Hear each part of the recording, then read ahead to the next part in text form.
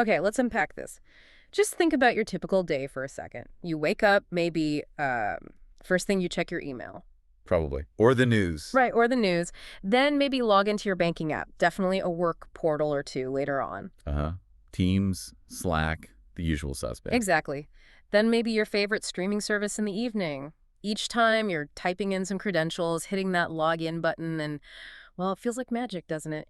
You're just in. It's so seamless most of the time we barely think about it. We really don't. But behind that simple button, there's this incredibly intricate, almost invisible ballet of systems working away. Absolutely. Systems constantly checking who you are, what you're allowed to touch, and even trying to make that whole process as smooth as possible for you. Imagine walking up to, I don't know, a really exclusive event. Velvet ropes, maybe some music buzzing. Okay, I'm with you. First thing, you've got to show your ID to the bouncer, right? That's you proving you are who you claim to be, that part. That's Yeah. authentication. Got it.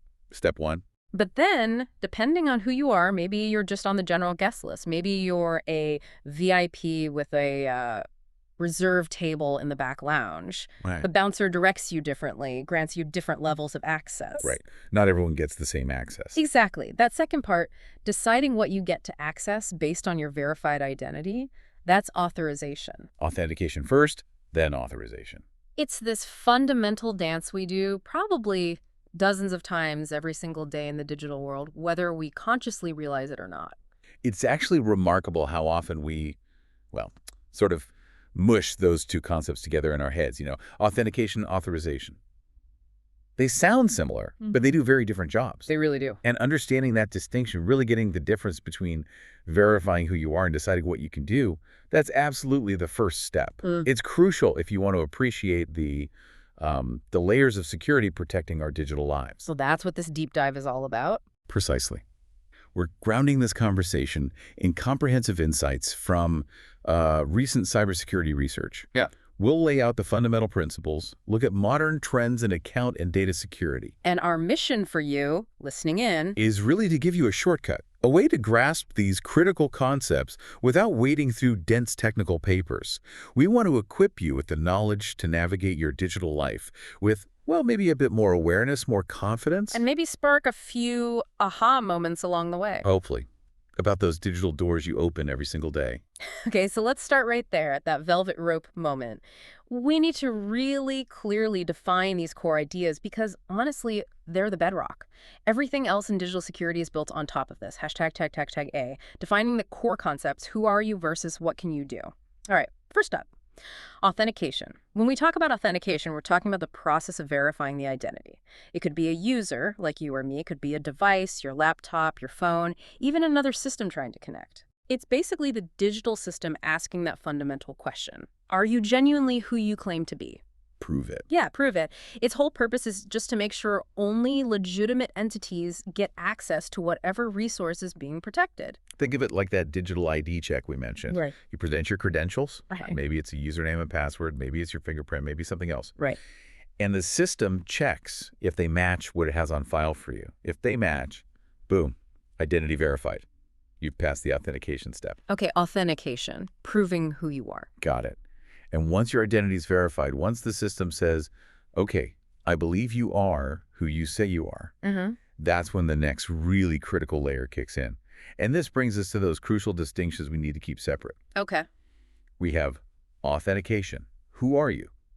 That's the proof of identity itself. Then we have authorization.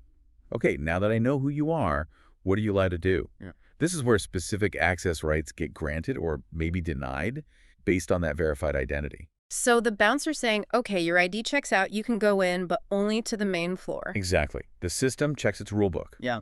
This user, with this verified identity, based on their role or permissions, is allowed to perform these specific actions, read this file, update that record, delete that message. Got it. And there was a third one. Yes, accounting, which is basically asking, what did you do? This is all about logging and record keeping, tracking all the actions performed by an entity that has been successfully authenticated and authorized. It's the audit trail. Who did what and when? Right, so you can look back later if needed. Precisely. Now, the big question becomes, why is this three-way distinction, authentication, authorization, accounting, why is it so incredibly crucial? Yeah, why bother separating them so strictly? Because by rigorously separating these concerns, we achieve much, much more granular control over our systems and data. And that leads to significantly better security hygiene overall. Well, imagine a system that only did authentication. It might know you're John Doe. Great. Yeah. But without a separate authorization layer, it wouldn't have a specific rule to decide if John Doe, maybe based on his role as a, I don't know, junior marketing associate, Right. should actually be allowed to access the CEO's confidential salary reports. Or maybe modify a critical database table that controls pricing. Okay, yeah, that would be bad. Very bad. Right. Without that clear separation, security policies would be incredibly crude, far less effective, and wide open to potential abuse. It means even if someone manages to compromise an account and authenticate. Like stealing John Doe's password.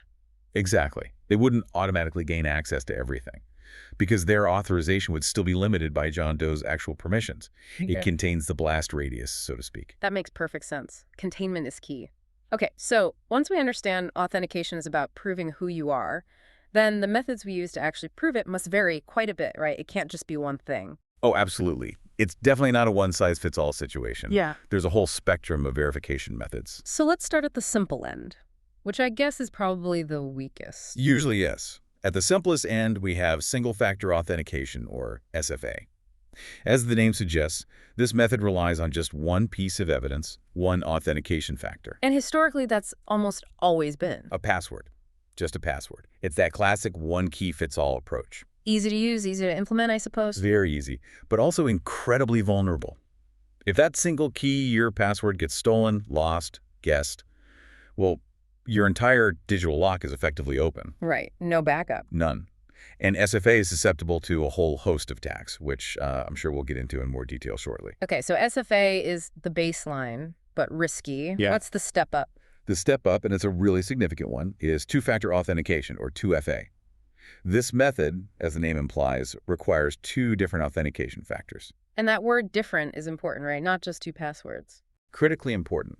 They had to be from different categories. You're typically combining something you know, like your password, Okay. with something you have, maybe a temporary code sent to your phone via SMS, or perhaps a physical hardware token you plug into your computer. Like those little YubiKeys. Exactly like those. Or you could combine your password, something you know, with something that's where biometrics come in, like your fingerprint or facial recognition. Ah, okay. So no plus have, or no plus are. Precisely. And the crucial point here is how 2FA dramatically, seriously mitigates the risk of a single factor being compromised. Because the attacker needs both. They need both. If an attacker manages to steal your password, maybe from a data breach somewhere else, which happens all the time, Unfortunately, yeah. they still need that second distinct factor. Yeah. They need the code from your phone, they need the physical token, or they need your actual fingerprint to get in. It makes their job exponentially harder. It provides a far, far more robust defense than just a password alone. Okay, 2FA is a big improvement. Is there anything beyond that? There is. For organizations and individuals dealing with the most sensitive data or operating in high-risk environments, the gold standard today is multi-factor authentication, or MFA. More than two factors. Exactly. MFA takes a principle of 2FA and pushes it further, utilizing 3 or more distinct authentication factors. So maybe password plus phone code plus a fingerprint. That's a perfect example. Something you know, something you have, and something you are, all required together. This combination offers the highest level of security assurance currently available. But I imagine it's more complex to set up. It naturally introduces more complexity, yes, especially when you're trying to implement it across vast enterprise environments with potentially thousands of users, legacy systems, different applications. It can be a significant undertaking. Makes sense. But for you, the listener, you've almost certainly encountered 2FA or MFA already. Think about your banking app, your primary email account, probably critical work systems. Yeah, lots of places prompt for that extra code now. Exactly. And understanding why it's there, why organizations invest the time and effort, and why you have that tiny extra step, it immediately highlights its protective role. It's adding these crucial extra layers of defense between your valuable digital identity and potential attackers. It's a small inconvenience, really, for a pretty massive boost in security. Couldn't have said it better myself. Okay, let's zoom in on the absolute classic of authentication, the one we all know and, let's be honest, sometimes struggle with, the password. The password. Love it or hate it, it's still everywhere. It really is. And we've all been told time and time again, use strong passwords. And it often feels like this constant puzzle trying to create them, remember them all. It's a cognitive burden for sure. So let's break it down. What actually defines a truly strong password, according to current best practices? Okay, several key characteristics. First and foremost, length. Length is arguably the most important factor now. We're talking a minimum of 12 characters, preferably 15 or more. Longer is generally better. Longer than just 8 characters, then. Oh, definitely. 8 is often considered too short these days. Then comes complexity. You want a healthy mix of uppercase letters, lowercase letters, numbers, and symbols. Don't just use words or names. Okay, length and complexity. What else? Perhaps the most crucial element, especially given how breaches happen, is uniqueness.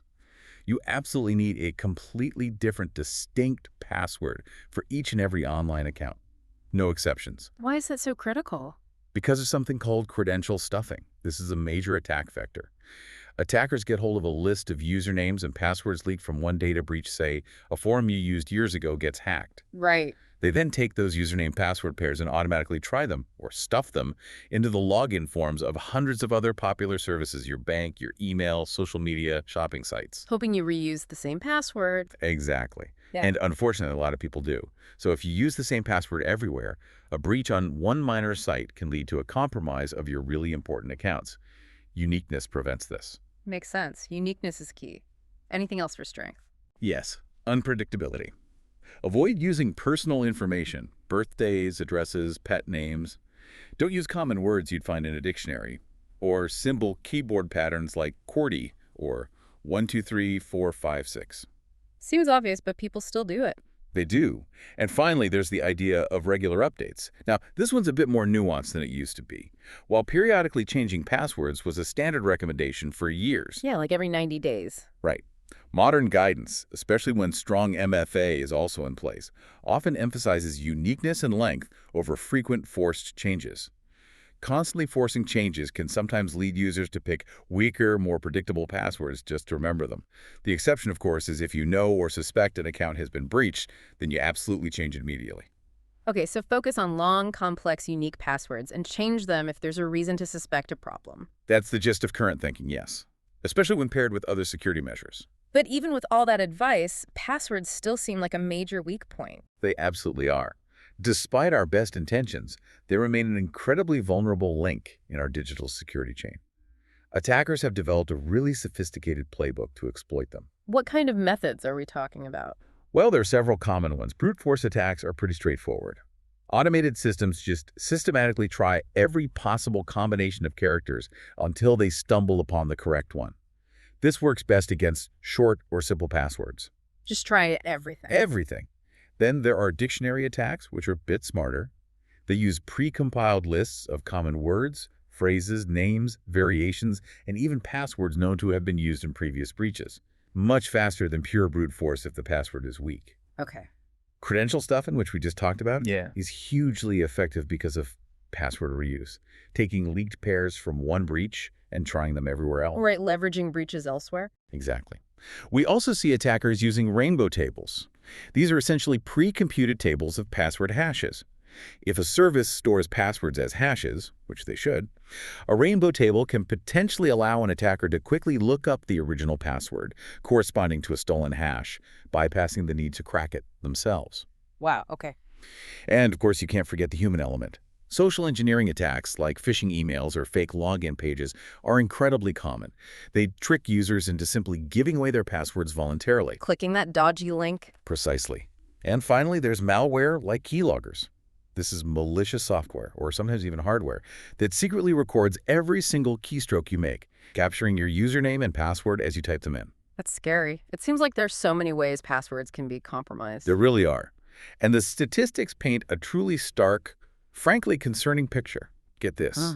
Some studies suggest that a staggering 81% of data breaches involve weak or stolen passwords in some way. 81%. That's huge. It's massive. And consider this. The average person apparently juggles over 100 online accounts. Think about that. Trying to remember unique, strong passwords for 100+ things. That's Yeah, that's basically impossible for most people. It really is.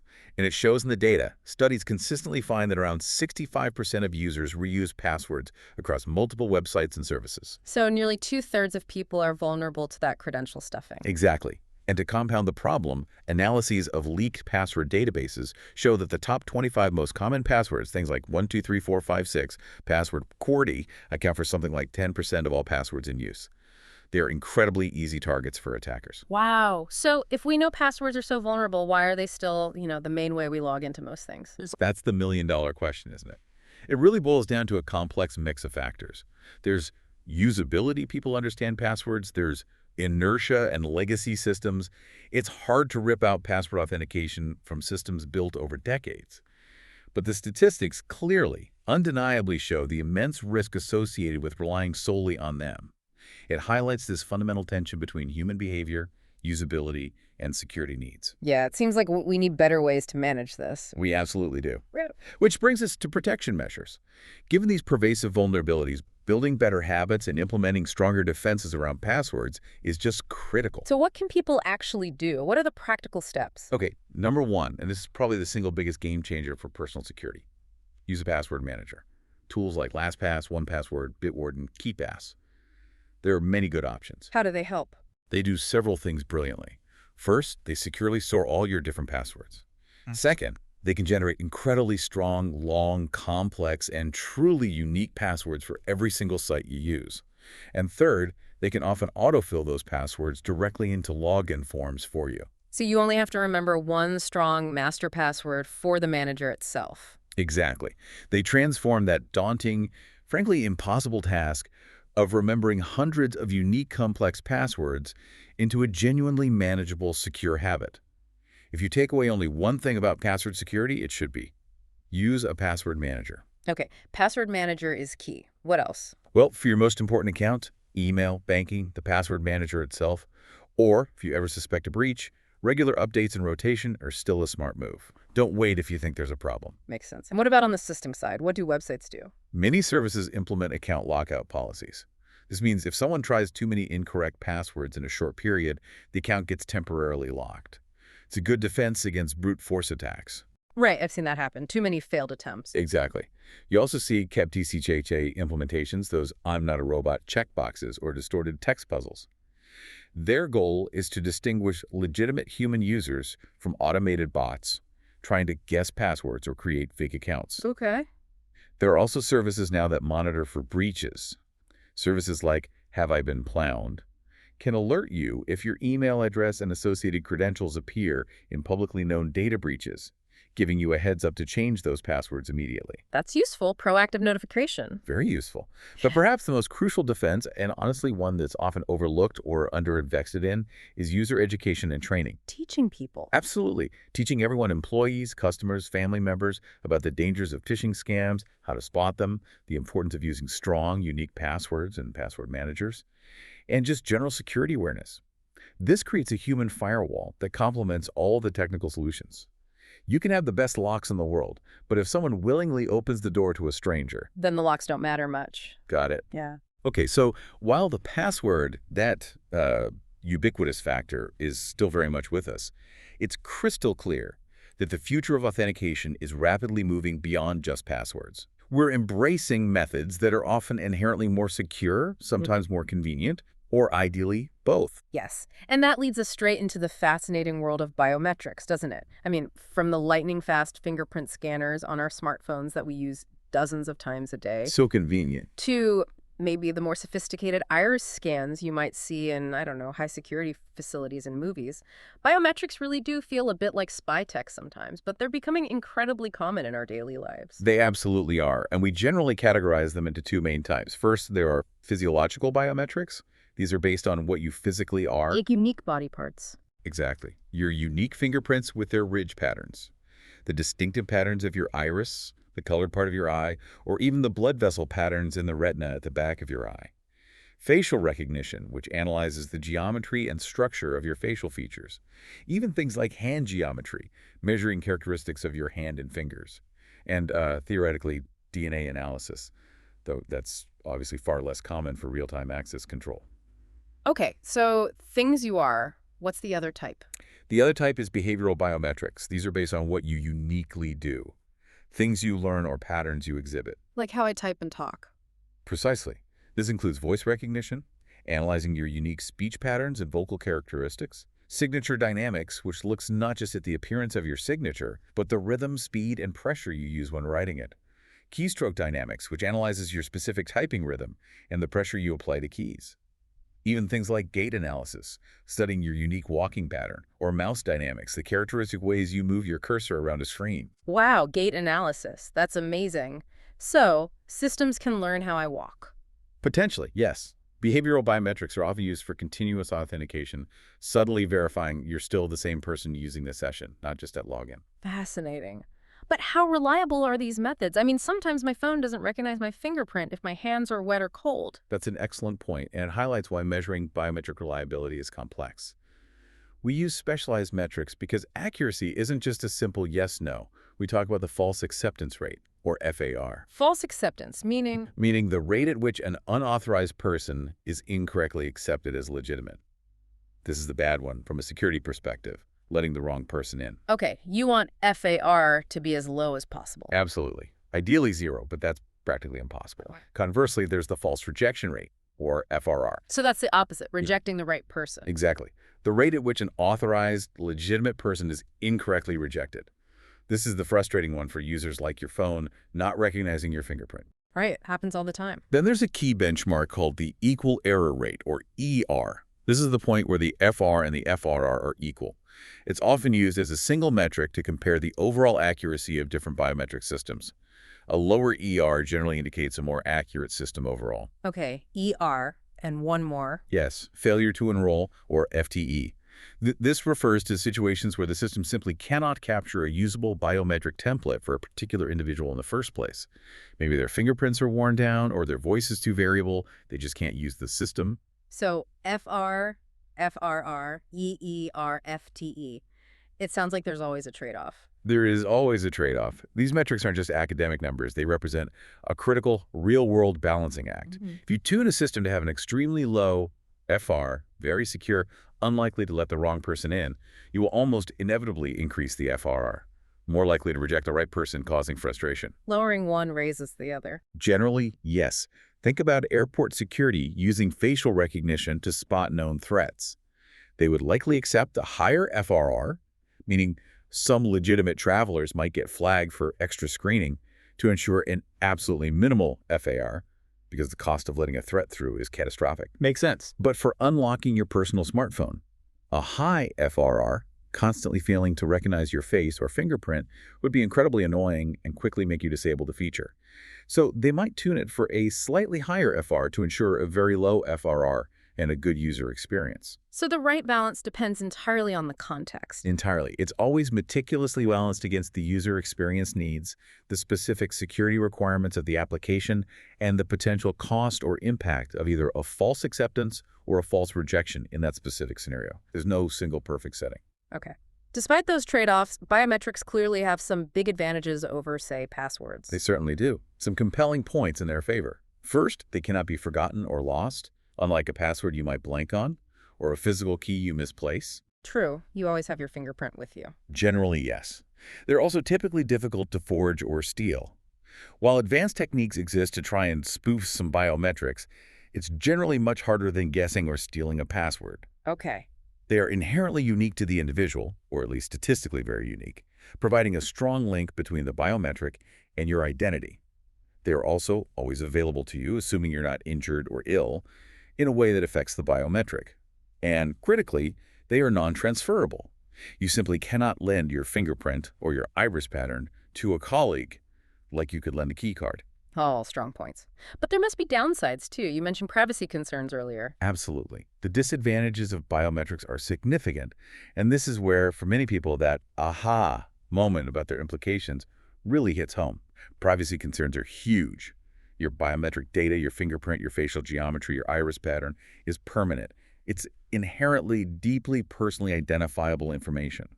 Collecting and storing it raises major privacy questions. Yeah, who holds that data? How securely? Exactly. High-accuracy biometric systems can also be incredibly expensive to implement and manage, especially at scale. And as we just discussed, there are those inherent false positives, Mm, FAR, and false negatives, FRR, that need careful management and tuning. okay. But what's the biggest concern? For me, the greatest philosophical and practical security challenge is this. Unlike a password, which you can simply change or reset if it's compromised, your biometric data cannot be changed if it's compromised. Wait, say that again. If a database containing your fingerprint template or your iris scan or your facial recognition data is breached and stolen by attackers, that part of your identity is exposed forever. You cannot get a new fingerprint. You cannot get a new iris pattern. Wow, that that's a really big deal. The compromise is permanent. It's permanent. This is a critical security consideration that necessitates extreme levels of protection for any stored biometric data. It raises the stakes considerably compared to password databases. Beyond that fundamental issue, there can also be cultural or religious objections to providing certain types of biometrics.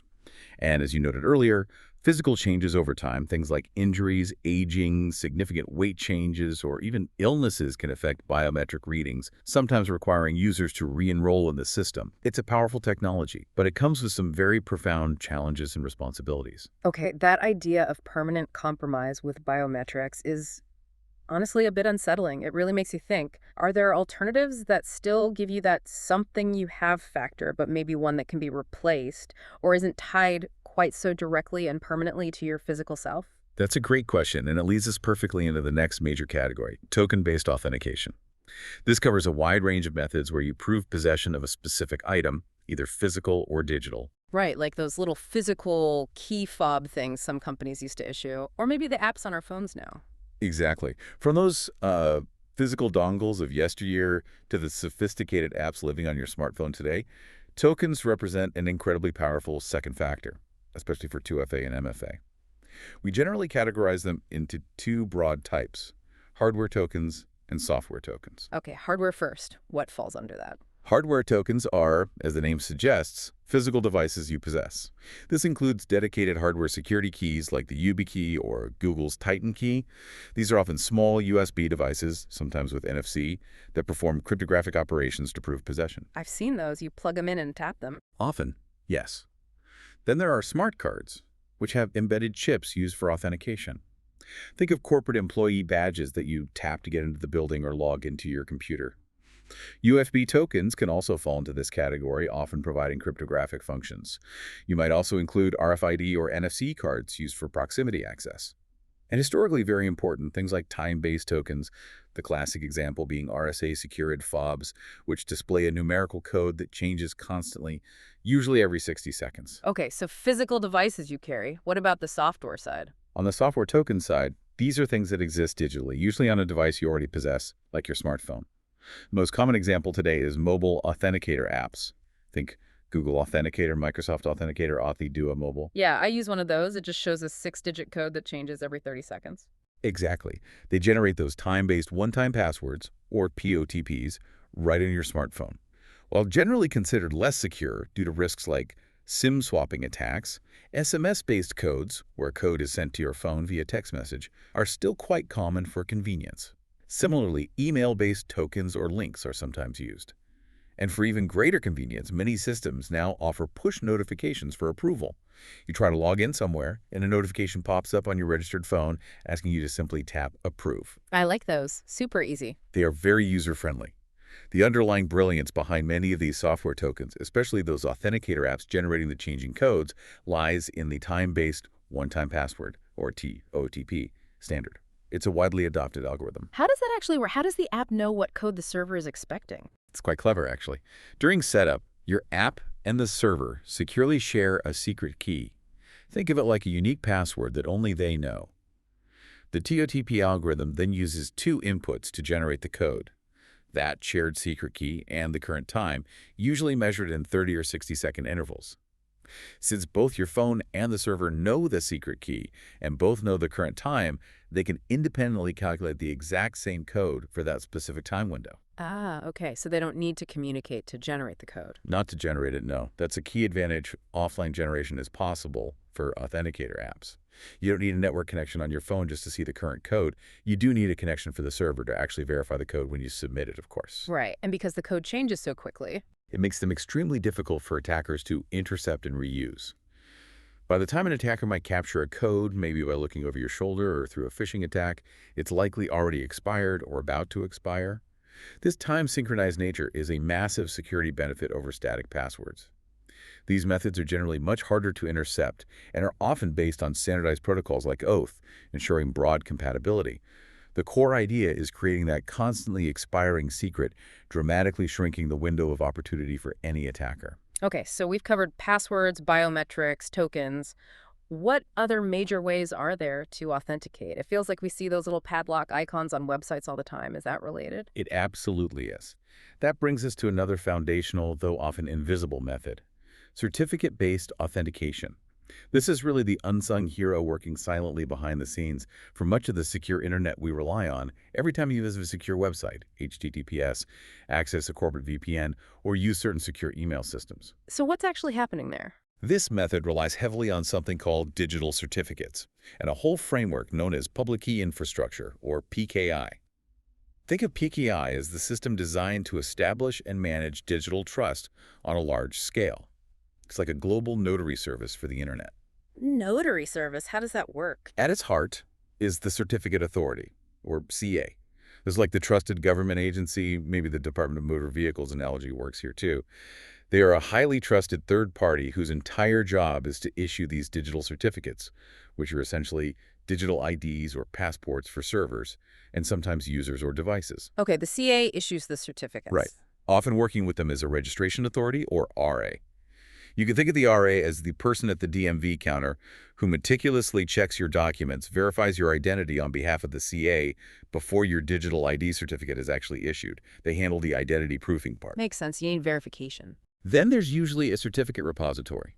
This is basically a public database or directory where these issued digital certificates, specifically the public parts, are stored and made accessible so others can look them up and verify them. Okay. And what if a certificate needs to be canceled? Like if a website's private key gets stolen? Excellent question. That's where the Certificate Revocation List, or CRL, comes in. This is exactly like a hot list or a do not honor list for credit cards. It's a list, maintained by the CA, of certificates that have been revoked before their official expiration date. Maybe because they were compromised, maybe the owner doesn't need them anymore and should no longer be trusted. Systems check this list to make sure a certificate is still valid. So CA, RA, repository, CRL, that's the infrastructure. How does the actual authentication using a certificate work? Let's say my browser connecting to my bank's website. Okay, it's a carefully choreographed cryptographic dance designed to ensure both authenticity and trust. It typically starts when the client say, your web browser connects to the server, the bank's website. The server presents its digital certificate to your browser. My browser gets the bank certificate. What does it do with it? Your browser then performs several critical validation steps. First, it validates the certificate's chain of trust.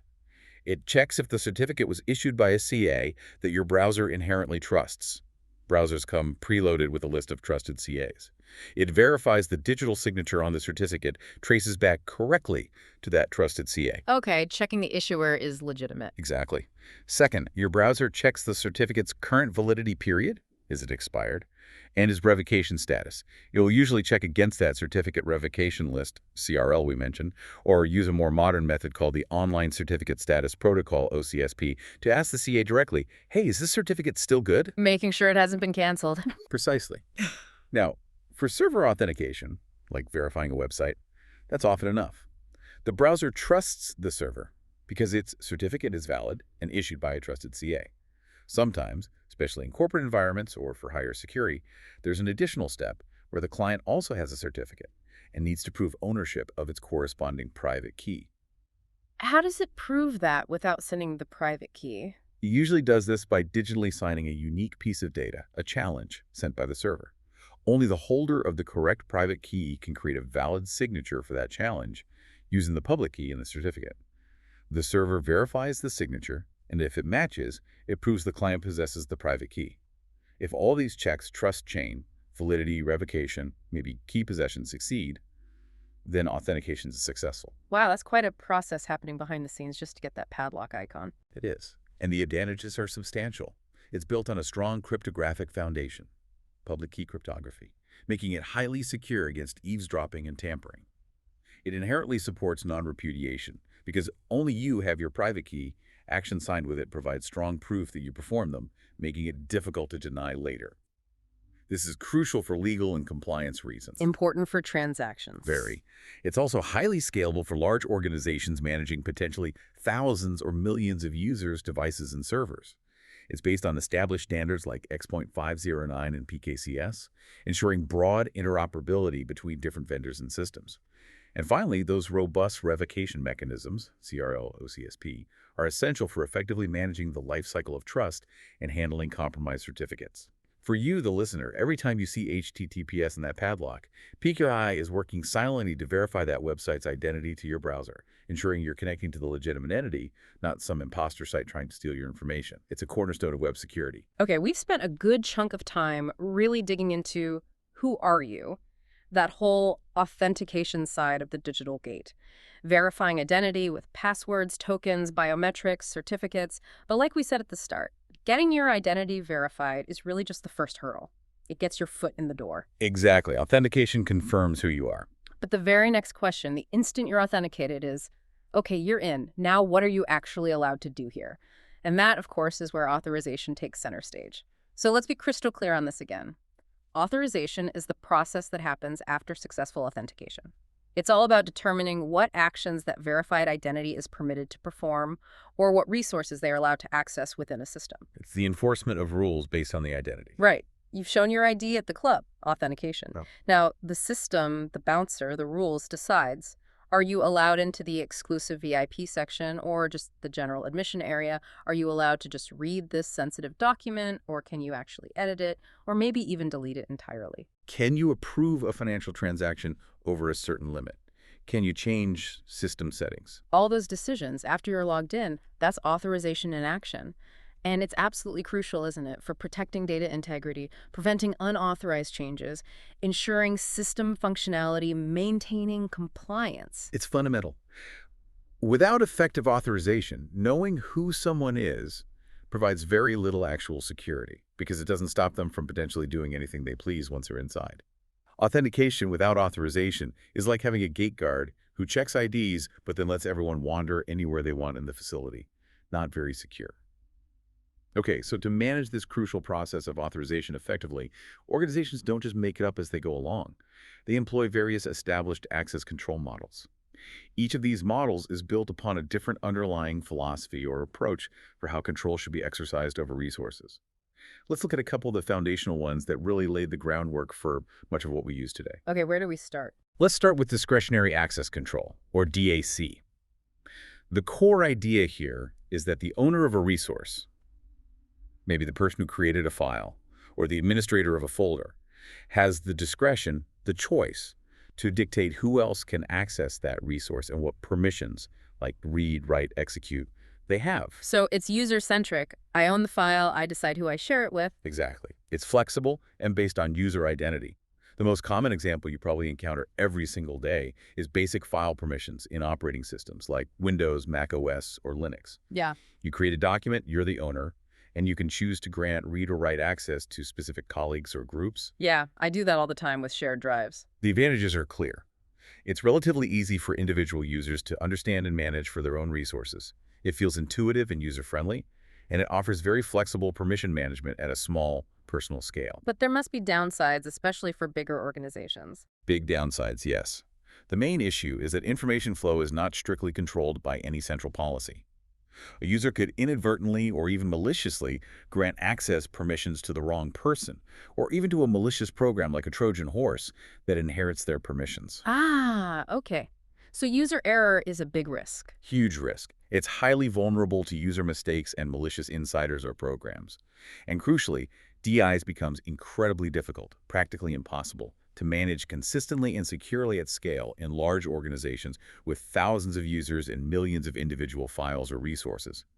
Each owner makes their own decisions, leading to a potentially chaotic, sprawling, and inconsistent security landscape that's very hard to audit or control centrally. Okay, so DIC is flexible, but potentially messy and hard to manage centrally. What's the alternative philosophy? The main alternative, conceptually at least, is mandatory access control, or MANC.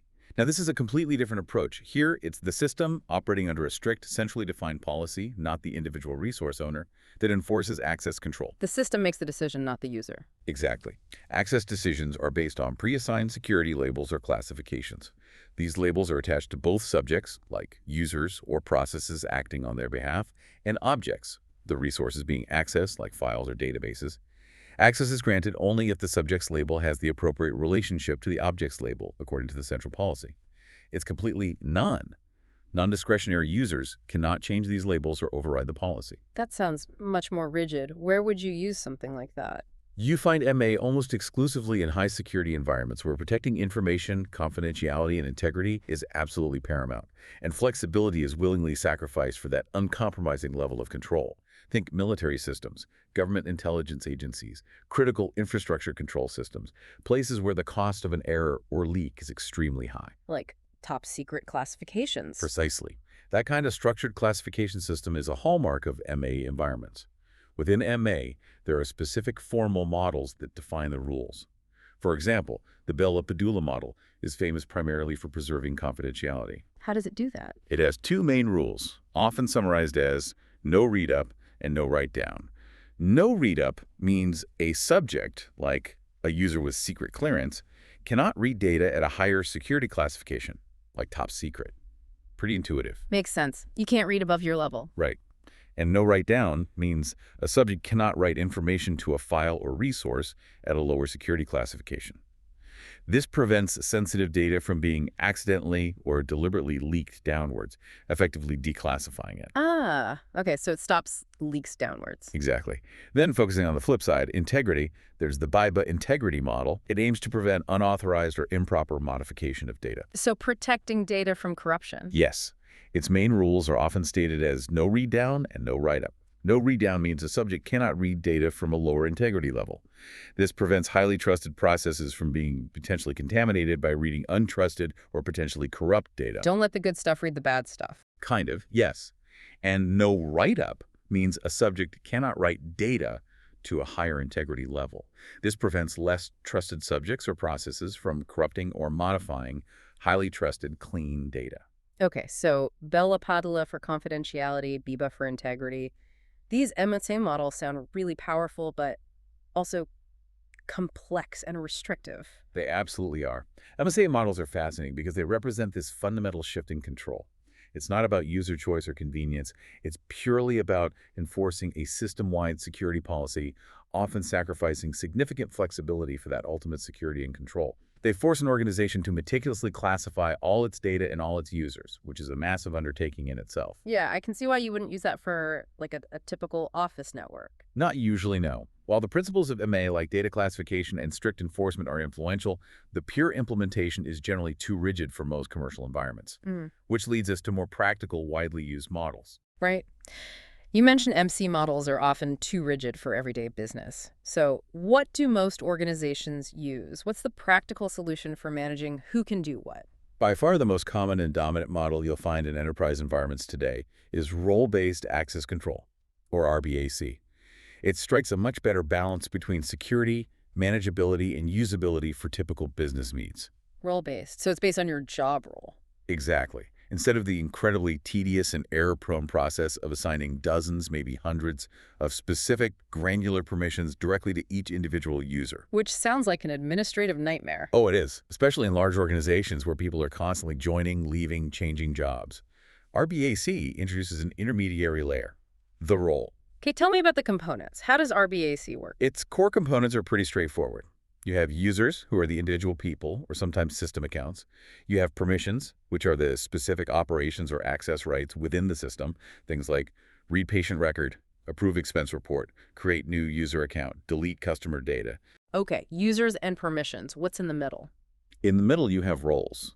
Roles represent specific job functions, positions, or sometimes task collections within the organization. Think doctor, nurse, HR manager, sales associate, accountant, system administrator, read-only auditor. So you define the roles first. Yes, you define the roles relevant to your organization, and then you assign the necessary permissions to each role. So the accountant role might get permissions to view financial reports, create journal entries, and approve payments up to a certain limit. The sales associate role gets permissions to view customer records, create quotes, and update sales opportunities. And then you assign users to the roles. Precisely. Instead of assigning those 20 specific permissions to 100 different accountants individually, you just assign the 100 accountants to the single accountant role. When an accountant logs in, they activate that role, this activation is sometimes called a session, and inherit all the permissions associated with it. Ah, that sounds so much simpler to manage. It's dramatically simpler, much more consistent, far easier to audit, and incredibly scalable compared to managing individual permissions. Changes are easier, too, if the permissions needed for the accountant role change. You update the role once, and all 100 accountants instantly get the new permissions. If someone changes jobs, you just change their role assignment. Okay, that makes a ton of sense. Are there key principles behind RBAC? Yes, several powerful principles make RBAC effective and secure. The most fundamental is the principle of least privilege, Least privilege, meaning, meaning users, through the roles they are assigned, should only ever have the absolute minimum set of permissions necessary to perform their specific job functions and nothing more. You don't give the sales associate role permission to delete financial records, for example. This significantly reduces the potential damage if an account is compromised or misused. grant only what's strictly needed. Exactly. You might also implement a role hierarchy. This allows roles to inherit permissions from other, often more junior roles. For instance, a senior accountant role might inherit all the permissions of the standard accountant role, plus some additional ones, like approving larger payments or generating month-end reports.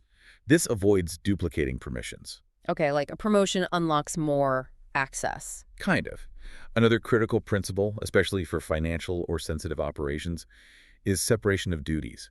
This involves designing roles and permissions such that no single individual can perform all the steps of a critical high-risk task alone. Can you give an example? The classic example is in finance. The same person should not be able to both create a new vendor in the payment system and approve payments to that vendor. Those permissions should be assigned to different roles, requiring two different people to complete the process. This makes fraud much harder to commit. Right, requires collusion. Exactly. Finally, you might have controls around role cardinality.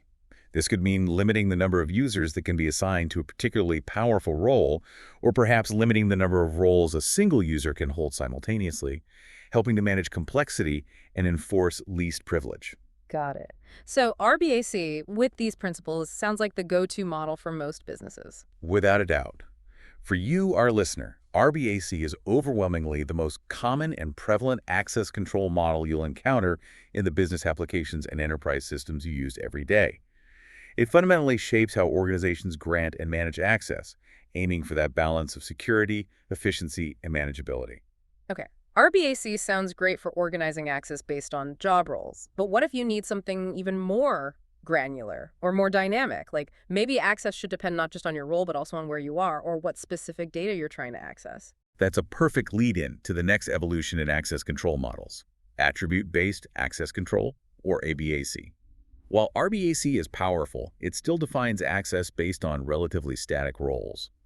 In today's incredibly dynamic, often cloud-based environments, sometimes that's just not flexible enough. ABAC allows for truly dynamic, incredibly fine-grained access decisions by considering a much richer set of information. Attributes. What kind of attributes are we talking about? ABAC makes access decisions based on evaluating policies against attributes pulled from potentially multiple different entities involved in the access request. It's not just about the user's role. We look at subject attributes. These are properties of the user attempting access, Like, like their department, sales, engineering, their security clearance level, their job title, which might be different from their RBAC role, their training certifications, even their current physical location derived from GPS or IP address, or the time of day they're making the request. okay, attributes about the user. What else? Then there are resource attributes, sometimes called object attributes. These are properties of the thing being accessed. The file, the database record. Exactly. Attributes like the data sensitivity classification, public, confidential, secret. Its creation date, who owns it, the project it belongs to, its file type, PDF, spreadsheet, or maybe a specific data tag associated with it. For example, PII for personally identifiable information. Okay, user attributes, resource attributes. Crucially, ABAC also considers environment attributes. These are contextual factors surrounding the access request itself. Things like the current time of day, the specific network location the request is coming from. Is it inside the trusted corporate network or from a public Wi-Fi hotspot? The type and security posture of the device being used. Is it a company-managed laptop with up-to-date security software or an unknown personal mobile device? Or even the current threat level detected by security intelligence systems? Are we under active attack? Wow, that's a lot more context. Is there one more? Yes. Often policies will also consider action attributes, which simply describe the specific operation the user is trying to perform. Mm-hmm. Are they trying to read, write, delete, approve, execute, copy? So ABAC combines attributes from the user, the resource, the environment, and the action to make a decision. Precisely. If RBAC is mostly about who you are, based on your assigned role, ABAC is far more nuanced. It asks a much richer question. Based on who you are, subject attributes, what you're trying to access, resource attributes, from where and when, and using what device environment attributes, and what specific action you're attempting, action attributes. Does the policy allow this? This allows for incredibly granular, dynamic, and context-aware authorization policies that can adapt in real time. Can you give a concrete example? How would that work? Sure, let's go back to that healthcare scenario. An ABAC policy might state, a user with the subject attribute role doctor can perform the action read on a resource with attribute type patient record only if the user also has the subject attribute assigned patient true for that specific patient record resource attribute, and the resource attribute patient status admitted is true, and the environment attribute network location secure hospital Wi-Fi is true, and the environment attribute time of day is between 8 a.m. and 6 p.m. Wow, okay, that's incredibly specific. Much more than just, is this person a doctor? Exactly, that's the power. The advantages of ABAC are really transformative for complex modern environments. It provides that fine-grained control, allowing for very specific rules that RBAC alone often can't express easily. Its dynamic decision-making means policies can adapt in real time based on changing attributes like location, device health, or threat level, without needing constant manual intervention to change roles. So it's more adaptive. Very adaptive. This creates truly context-aware policies, taking into account far more than just a static identity or role. And counterintuitively, perhaps, it can actually be more scalable in some ways. While the policies themselves can be complex to write initially, ABA can often manage access in very complex, rapidly evolving environments without leading to an explosion of hundreds or thousands of highly specific roles that becomes impossible to manage under RBAC. You manage attributes and policies instead of just roles. So ABAC offers more precision and dynamism, especially when context really matters. Precisely. It's often seen as the future direction for authorization, especially in cloud or microservices architectures, where context and fine-grained control are paramount. Okay, so we've talked about all these individual pieces, different ways to authenticate identities, different models like DAT, MMAC, RBAC, ABAC to authorize what they can do. But these technologies and concepts don't operate in isolation, floating around randomly. Right, they have to work together somehow. Exactly. They are typically brought together, managed, and orchestrated under a broader strategic umbrella known as Identity and Access Management, or IAM. AAM. I hear that acronym a lot. What does it really encompass? Think of IAM not just as a single product, but as an overarching organizational capability or discipline. It's about establishing the frameworks, policies, processes, and technologies to centrally manage and secure digital identities and their access rights across an entire enterprise, all users, all applications, all data. So it's the whole strategy. It's the whole strategy. It encompasses several core functions. It definitely handles identity governance. This is about managing the entire life cycle of a user's digital identity within the organization, from the moment they're hired or need access, through all their changes, until the moment they leave or no longer need access. Okay, managing the identity itself. Yes. Of course, it centrally manages authentication, enforcing how identities are verified, mandating MFA where needed. It manages authorization, implementing and enforcing those access control policies, RBAC, ABAC, etc., consistently across different systems. And crucially, it heavily involves auditing.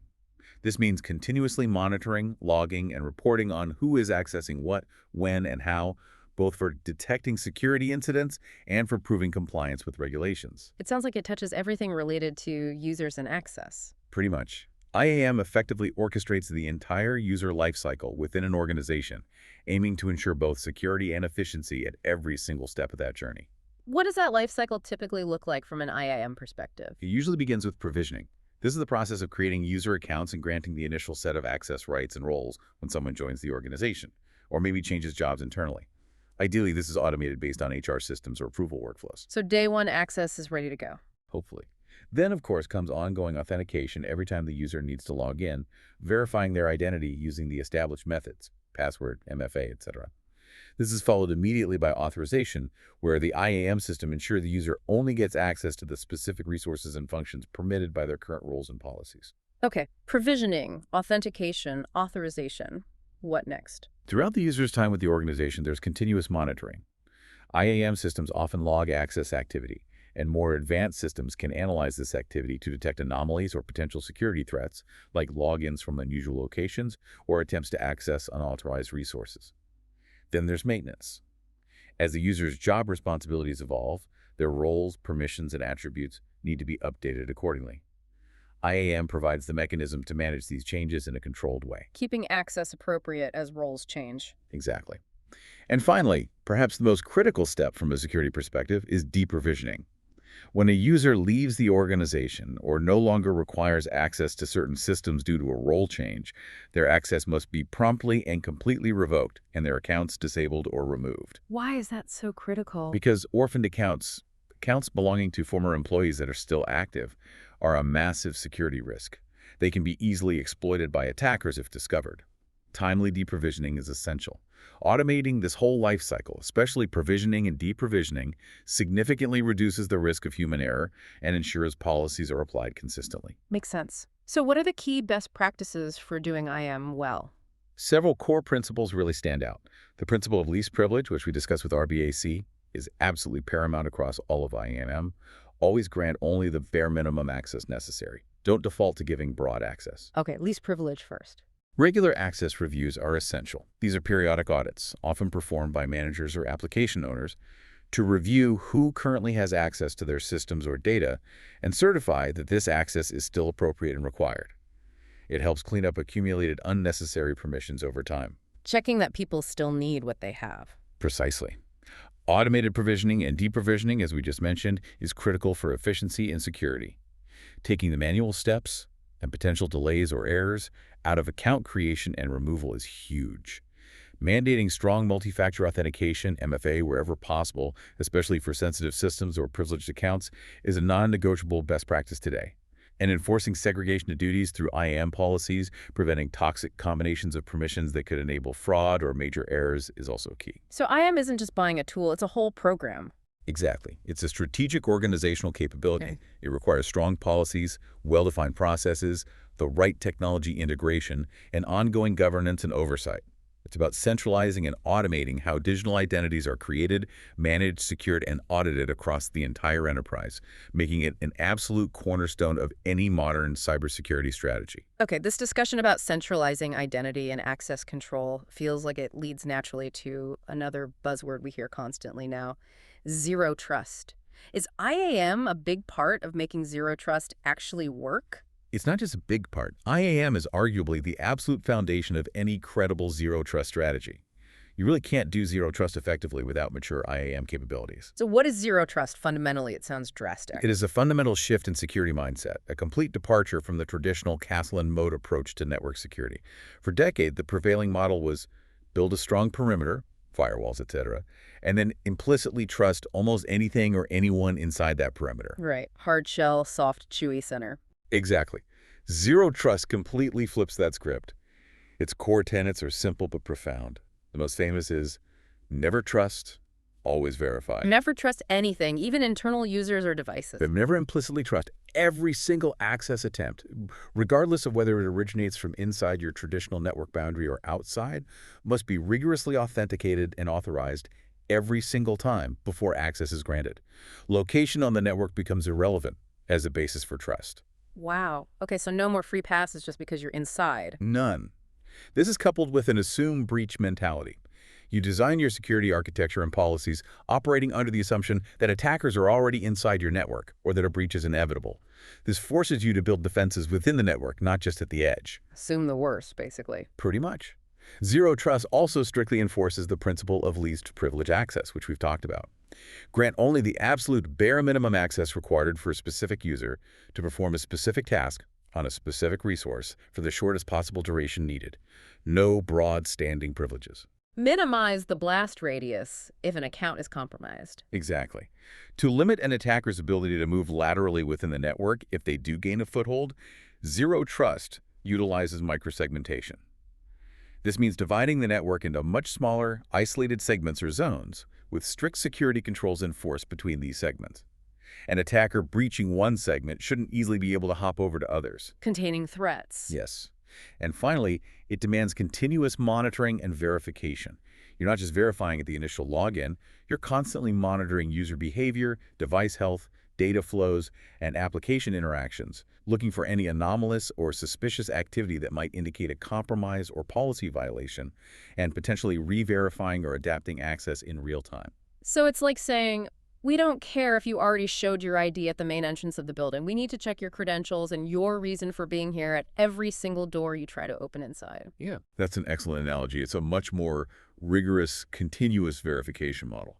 It can feel like a tough mindset shift for organizations used to the old trust model, but it's incredibly effective, especially in today's world of distributed users, cloud applications, and sophisticated threats.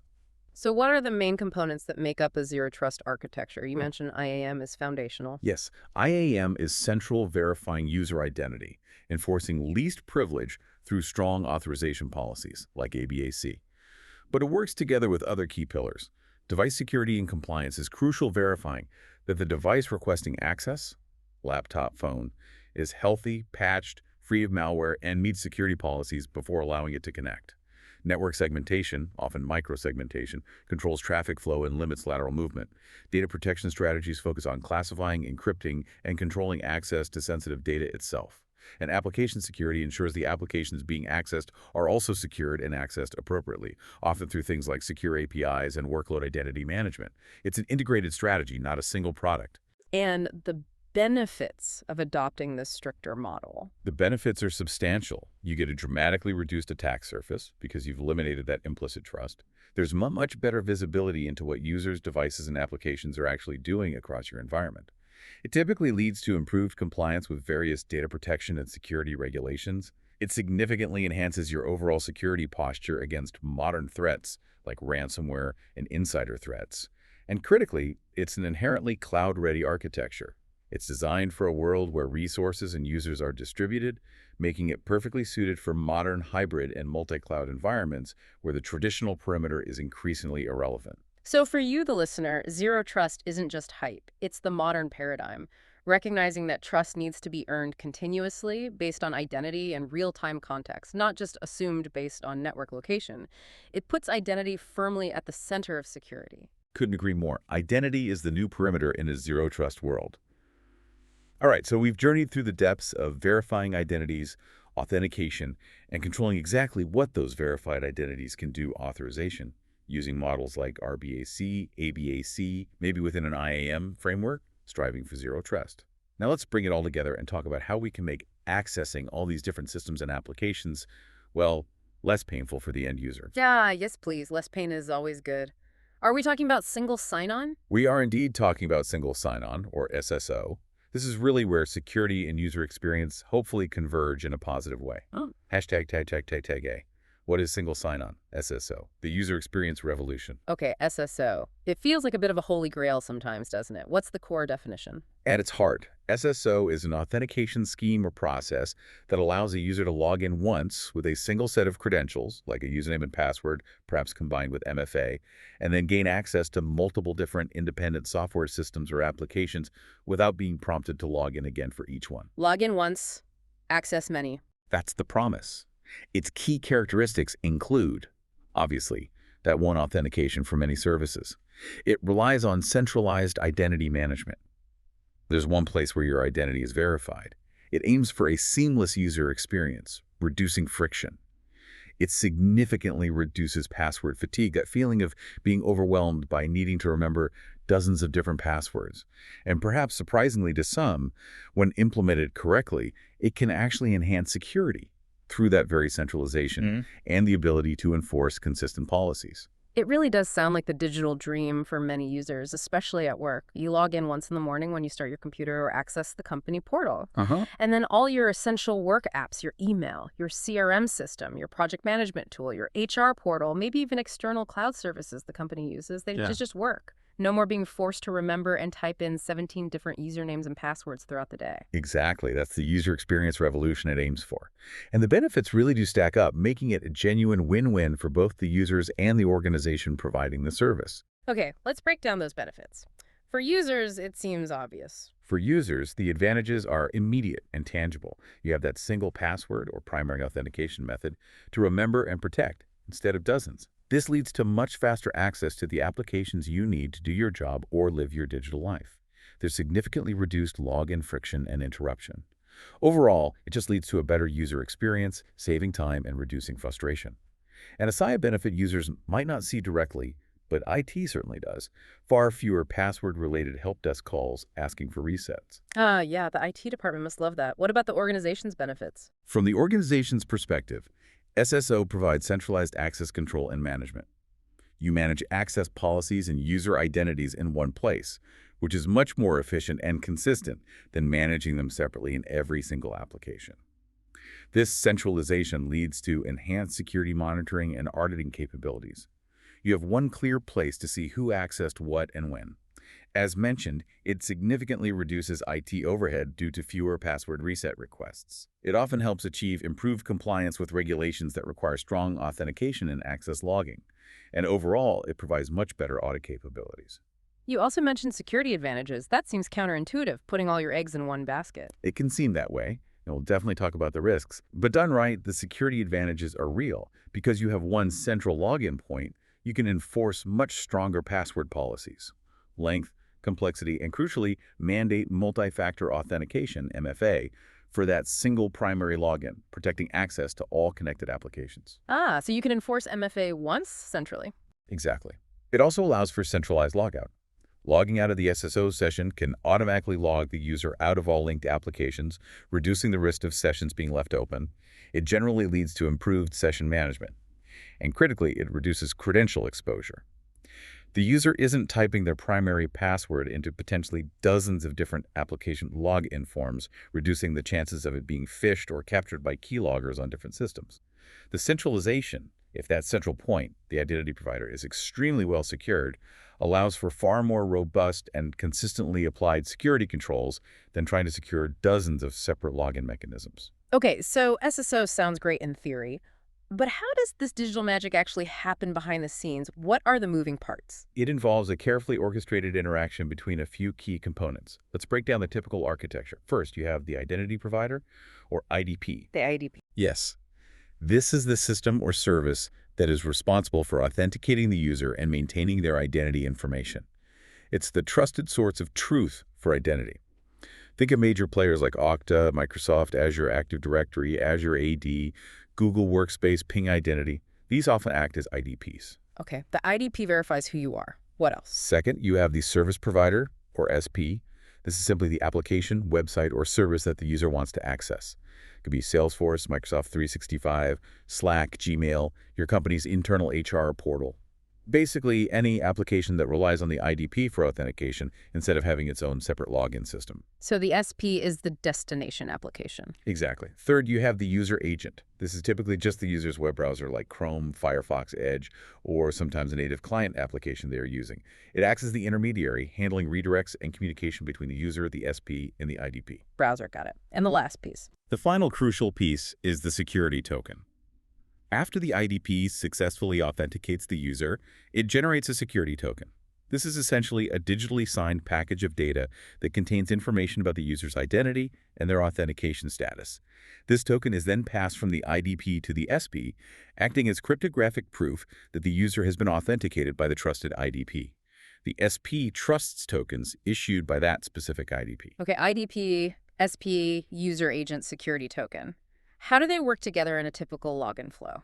Let's walk through a common scenario, often called SP-initiated flow. Yeah. Step 1. The user, using their browser, user agent, tries to access a service provider application, let's say. They navigate to their company's expense reporting system, the SP. Right, I go to expenses.example.com. Step 2. The expense system SP sees the user isn't logged in. Instead of presenting its own login form, it redirects the user's browser to the pre-configured identity provider, IDP, maybe login.company.com. So my browser gets sent to the central login page. Step 3. The user authenticates with the identity provider. They enter their single username and password, maybe complete an MFA challenge. The IDP verifies their credentials. If the user was already logged into the IDP from accessing another app, this step might be skipped seamlessly. Okay, I log in successfully at the IDP. Step 4. The IDP, having authenticated the user, generates that cryptographically signed security token. This token contains information like the user's ID, email address, maybe group memberships, and confirmation that they authenticated successfully at a specific time. The token gets created. Step 5. The IDP then sends this token back to the user's browser, usually instructing the browser to automatically forward it, often via an HTTP POST request, to the original service provider application, the expense system. So the token goes back to the expense system. Step 6. The service provider receives the token. It then validates the token. It checks the digital signature to ensure the token came from the trusted IDP and hasn't been tampered with. It checks timestamps to make sure it's not expired. It checks that the token was intended for this specific SP audience restriction. Lots of checks on the token. Crucial checks. Step 7. If the token is valid, the service provider accepts it as proof of authentication. It establishes the session for the user and grants them access to the expense reporting application. The user is now logged in without ever having entered their password directly into the expense system. And they can just start using the app. That's pretty slick. It is. The analogy I often use is, think of the IDP as a trusted government agency, like the passport office. They verify your identity thoroughly and issue you a passport, the security token. When you travel to another country, the SP, that country's border control trusts the passport issued by your government. They check its validity, maybe scan it, but they don't need to redo the entire identity verification process themselves. They trust the IDP's work. That's a helpful analogy. Passport control, okay, that process makes sense. But what is that security token exactly? Is there a standard format for it? There are several standard protocols used for SSO, and they often define the format of the security token. One of the most established and widely used, especially in enterprise environments for web applications, is SAML, which stands for Security Assertion Markup Language. SML. Okay, what's special about it? SAML is an XML-based open standard, specifically designed for exchanging authentication and authorization data between parties, particularly between an identity provider, IDP, and a service provider, SP. It's been around for a while, is quite mature, and provides a robust framework. So the security token in SAML is an XML document. Exactly. It's called a SAML assertion. This XML document contains statements or assertions about the subject, the user. These assertions typically include information about who the user is, attributes about them like roles or department, and crucially an authentication statement confirming how and when they were authenticated by the IDP. And this XML assertion gets passed from the IDP to the SP. Yes. Let's quickly walk through a slightly different flow, an IDP-initiated flow, which is common with SAML and enterprise portals. Okay, starting at the IDP this time. Right. Step 1. The user logs into the identity provider's central portal, directly, maybe it's the company dashboard, listing all their available applications. Logging into mycompany.com. Step 2. The user clicks on the icon or link for the target application they want to access from that portal, say the corporate travel booking site, the SP. Book travel. Step 3. The IDP, knowing the user is authenticated, generates that SAML assertion, the XML document, containing the necessary authentication statements and user attributes for the travel site. It builds the XML token. Step 4. The IDP then typically uses the user's browser to automatically post this assertion directly to a specific endpoint on the service provider, the travel site. This is often done using hidden HTML forms or browser redirects. Sends the XML over. Step 5. The service provider receives the SAML assertion. It then rigorously validates it. It checks the digital signature using the IDP's public key, which it knows and trusts, verifies the timestamps, checks that the assertion is intended for this SP, the audience restriction, and confirms the issuer is the expected IDP. Same validation steps as before, basically. Very similar core validation principles, yes. Yeah. Step 6.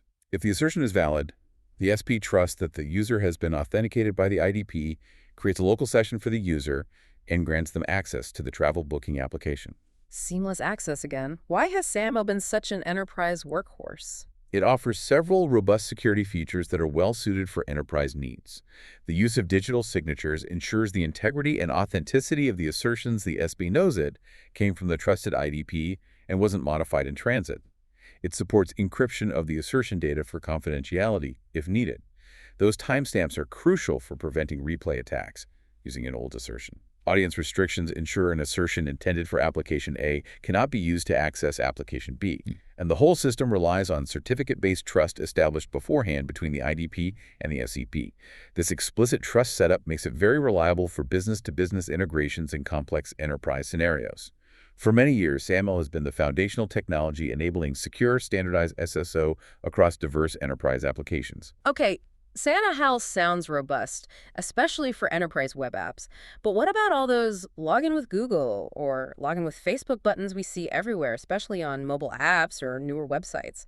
Is that Salmonella too, or something different? That's typically something different, and it brings us to another crucial set of standards, OAuth 2.0 and OpenID Connect, OIDC. These are often referred to together as the modern web's identity duo, particularly prevalent in consumer-facing applications and mobile scenarios. OAuth and OIDC. Are they related? How do they work? They are closely related, but it's really important to understand a key distinction right up front because it's a common point of confusion. OAuth 2.0 by itself is primarily an authorization framework, not an authentication protocol. Authorization, not authentication. What does that mean? OAuth 2.0's main purpose is to enable delegated third-party access. It allows an application, the client, to obtain limited access to a user's resources hosted on another service, the resource server, without the user having to share their actual credentials for that service with the application. Okay, can you give an example? Think about an app that wants to post photos to your social media account on your behalf. Using OAuth, you can grant that app permission, authorization, to only post photos without giving it your main social media password, which would grant it access to everything else, like your private messages or account settings. Ah, okay. It's like giving a valet the key to park your car, a specific limited permission, but not giving them the keys to your entire house. That's a perfect analogy. You're delegating authorization for a specific, scoped task. OAuth defines the roles involved. The resource owner, that's you, the user. The client, the application requesting access. The authorization server, the service that issues access tokens, often run by the same entity as the resource server like Google or Facebook. And the resource server, the service hosting your protected resources like your photo library or contact list. OAuth defines flows for how the client gets an access token from the authorization server with your consent, which it then uses to access your resources on the resource server. So OAuth is about granting permissions to apps. Where does the login part come in? Where's the authentication? That's precisely where OpenID Connect, OIDC, enters the picture. OIDC is essentially an identity layer built directly on top of the OAuth 2.0 framework. It was specifically designed to add the authentication piece that OAuth deliberately left out. So OIDC handles the login with part. Yes, OIDC allows clients' applications to reliably verify the identity of the end user based on the authentication performed by an authorization server, which now also acts as an OpenID provider, as well as obtain basic profile information about the user. It extends OAuth 2.0. How does it add that identity layer? OIDC introduces a specific type of security token called an ID token. Unlike OAuth access tokens, which are meant for the client to talk to the resource server, the ID token is intended for the client itself. It's typically formatted as a JSON Web Token, JWT, and contains claims, pieces of information specifically about the user's identity and their authentication event. What kind of information is in an ID token? Things like the user's unique identifier, a sub or subject claim, who issued the token, is issuer claim, who the token is for, audience claim, i.e. the client application, when it expires, when it was issued, and critically, information confirming the authentication event itself. It might also contain basic profile info like name, email, or profile picture directly within the token, or provide a way for the client to securely fetch that info from a standardized user info endpoint using the OAuth access token.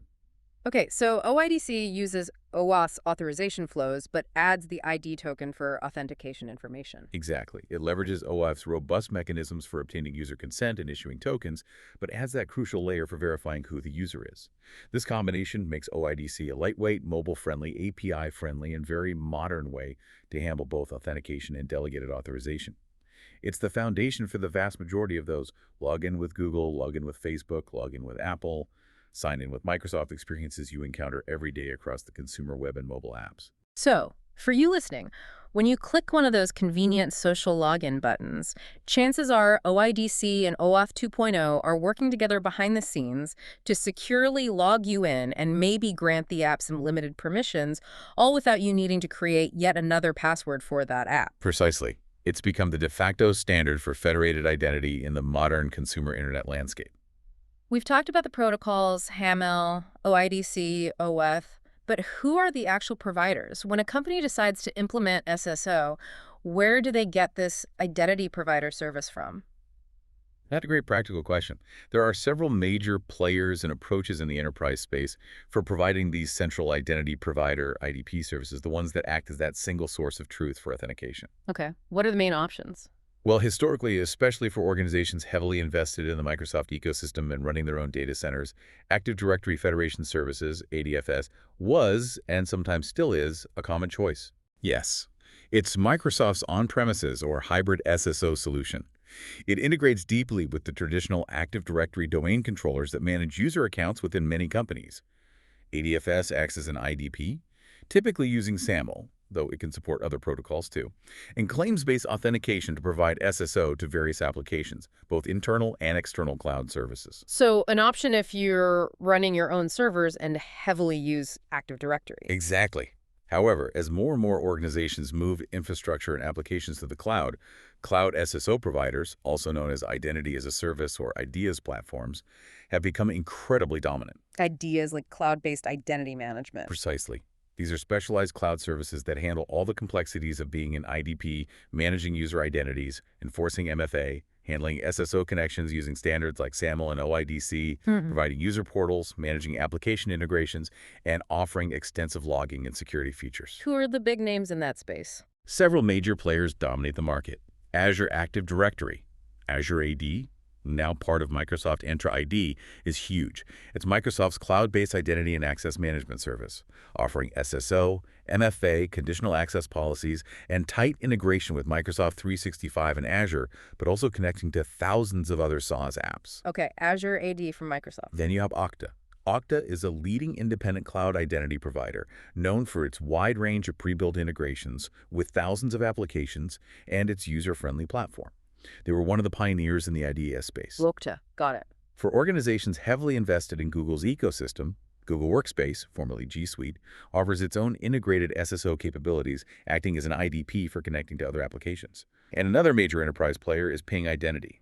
They offer a comprehensive platform focused on enterprise identity security, including SSO, MFA, access security, and directory services available both in the cloud and on-premises. So Azure AD, Okta, Google Workspace, Ping Identity, those are the main cloud options people would typically look at. Those are definitely some of the most prominent players providing those critical IDP services today. The choice often depends on an organization's existing infrastructure, MHP, Microsoft versus Google shops, specific security requirements, the number and type of applications they need to integrate, and of course, cost and feature comparisons. But these platforms essentially take on the burden of running that secure, reliable central identity hub needed for effective SSO. Okay, we touched on this briefly before, but let's circle back to the security implications of SSO. We said it can enhance security, but it also feels like putting all your authentication eggs in one basket. Isn't that inherently risky? It absolutely is a double-edged sword, and that's a critical point to understand. SSO offers significant security benefits, but it also introduces specific, concentrated risks that need careful management. Let's quickly recap the enhanced security benefits we already mentioned. Okay, the pros first. Right. Centralization allows you to enforce stronger, consistent password policies, and more importantly, mandate MFA for that single primary login, instantly raising the security bar for all connected applications. Yeah. You get much better audit trails because access logging is centralized at the IDP. You can apply more consistent security policies across diverse applications. And arguably, you reduce the overall attack surface by having fewer sets of credentials scattered across multiple systems that need individual protection. Okay, those are compelling benefits. Now for the scary part, the risks. The inherent security risks are equally important to acknowledge. The most prominent and obvious concern is the single point of failure and single point of compromise. Meaning if the IDP goes down. Then potentially nobody can log into any of the connected applications. An IDP outage can bring business operations to a grinding halt.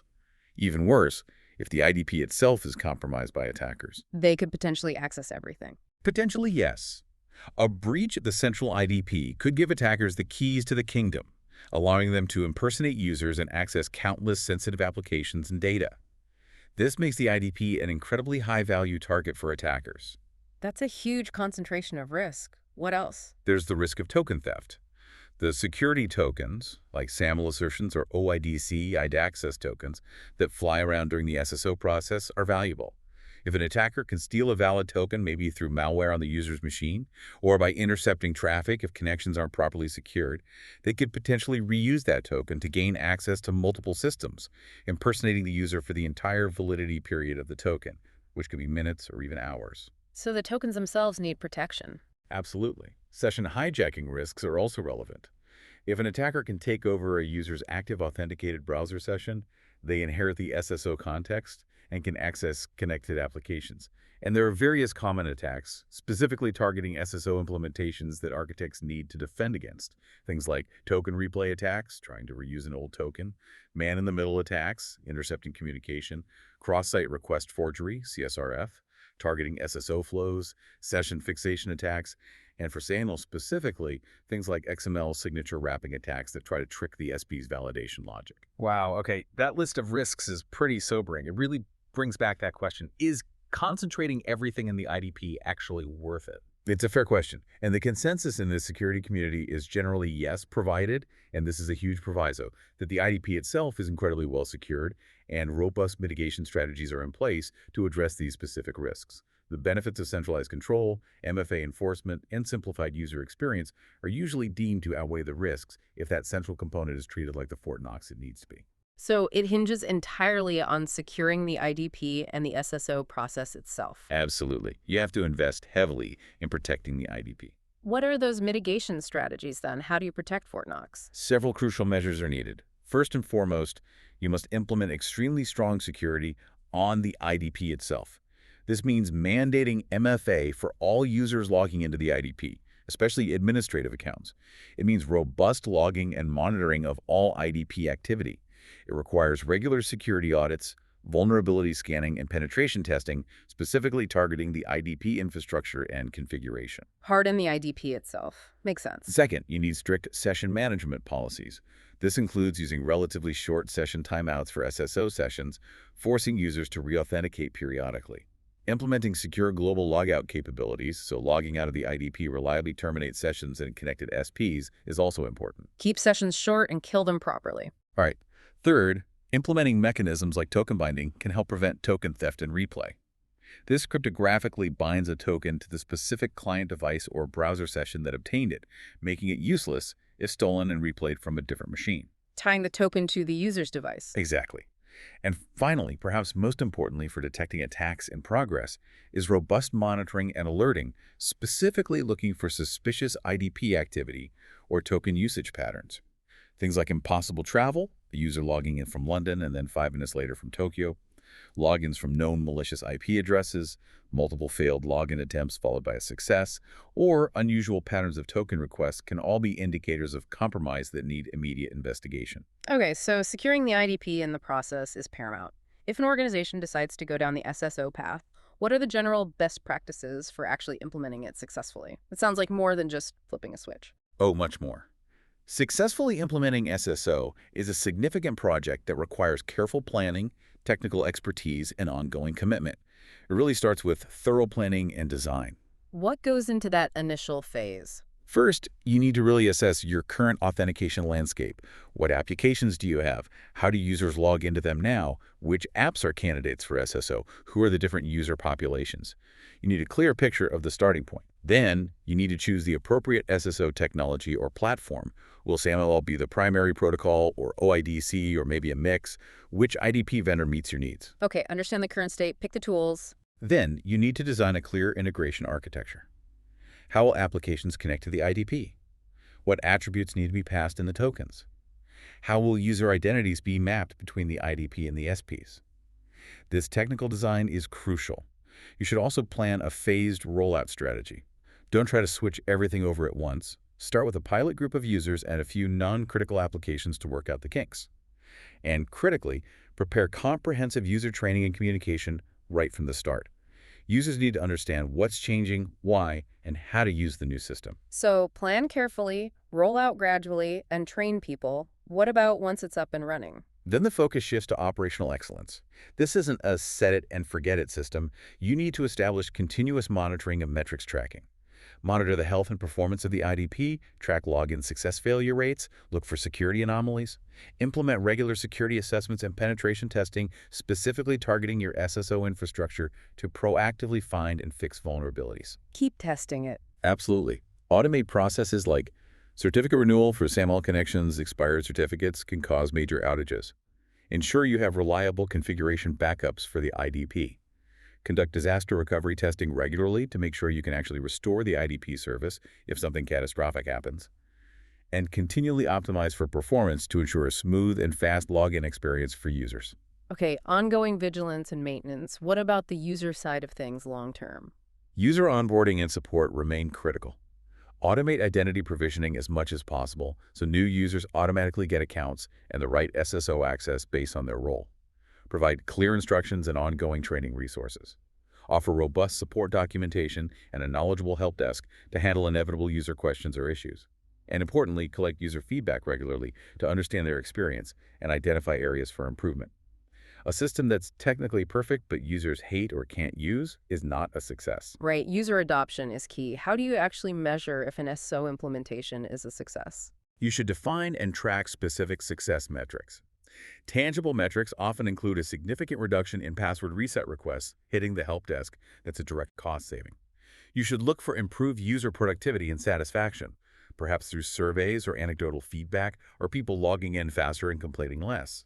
You should be able to demonstrate an enhanced overall security posture, often through audit findings or a reduction in certain types of security incidents. Achieving compliance requirements related to authentication and access control is often a key driver and measure of success. And ideally, you can show demonstrable cost savings in IT overhead and potentially security incident response. So track the tangible benefits. Exactly. For you, the listener, the key takeaway here is that while SSO offers immense benefits in convenience and potentially security, it's a powerful tool that requires careful handling.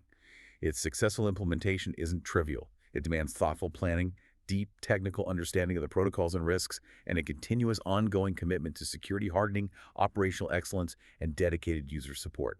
Hashtag tag tag outro. Wow. Okay, what an incredible journey we've taken today, really diving deep into this whole world of digital identity. We started with the basics, who you are. Authentication moved through controlling what you can do, authorization, explored all sorts of methods from passwords to biometrics to certificates, and finally landed on the elegance and complexity of single sign-on, which tries to tie it all together. It's a fascinating landscape, isn't it? We've really pulled back the curtain on those invisible systems that govern so much of our online lives. You've seen the strengths, but also the inherent vulnerabilities in everything from the simplest password to the most advanced biometric scans. And hopefully you've gained an appreciation for the power and the challenges of these federated identity systems like SAML and OIDC that underpin SSO. What really stands out to me after covering all this ground is that constant push and pull. How these systems, when they're designed and implemented with real care, manage to create a digital experience that's somehow both more secure and more user-friendly. That's the perpetual challenge, isn't it? The tension between robust security, locking things down tight, and seamless usability, making things effortless for legitimate users. It feels like they should be opposites, but so much innovation in this space is driven by trying to achieve both simultaneously. How do we make the secure way also the easy way? Exactly. And it makes you think. As we rely more and more on these centralized systems like a single SSO provider to manage our access to potentially dozens or hundreds of applications, it leads to a pretty provocative thought, doesn't it? Where are you going with this? Just considering the sheer power and trust we place in a single digital identity, managed by a single identity provider, to unlock so many different doors. How much trust are we truly placing in that IEP? What kind of profound responsibility does that put on them, and maybe even on us as users, to safeguard that trust with absolute vigilance and the strongest possible security? That's a hairy question. The concentration of identity definitely concentrates responsibility. And looking forward, As we keep moving towards potentially passwordless futures, maybe relying even more on biometrics or device-bound keys, or even exploring concepts that sound like identity-less authentication.